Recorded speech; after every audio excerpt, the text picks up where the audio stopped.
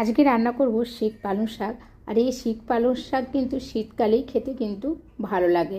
আর তার জন্য কিন্তু শিক পালং শাকে কী কী সবজি লাগে সেগুলোও কিন্তু আমি কেটে নিয়েছি।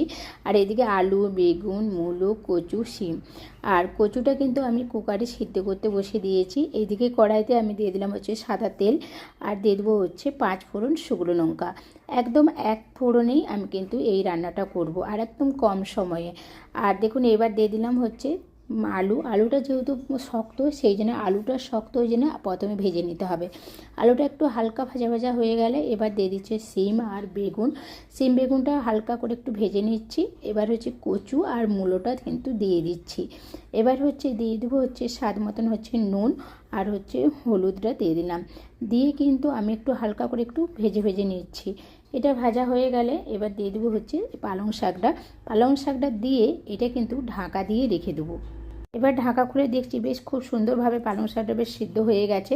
এবার এই মশলার মধ্যে কিছু নয়, মশলার মধ্যে আমি দিয়ে দিচ্ছি হচ্ছে জিরে বাটা আর একটু শুকনো লঙ্কা। আর এই পালং শাকে কিন্তু আমি এই মশলাটা দিই, আর কিন্তু সর্ষে বাটাটা কিছুই দিই না। আর এইটা ভালো করে কষা হয়ে গেলে এবার এবার যেটা পরিমাণ মতন জল লাগে সেই জলটা কিন্তু দিয়ে দিচ্ছি। দিয়ে এটা ঢাকা দিয়ে রেখে দেবো। আর দেখুন এটা খুব সুন্দরভাবে কিন্তু এটা হয়েও গেছে। এবার এটা কিন্তু নামিয়ে নেবো। আর গরম গরম ভাতের সাথে কিন্তু দুর্দান্ত লাগে এই শিক পালং শাক। ভিডিওটা ভালো লাগলে অবশ্যই একটা লাইক, কমেন্ট করে শেয়ার করে পাশে থাকবেন।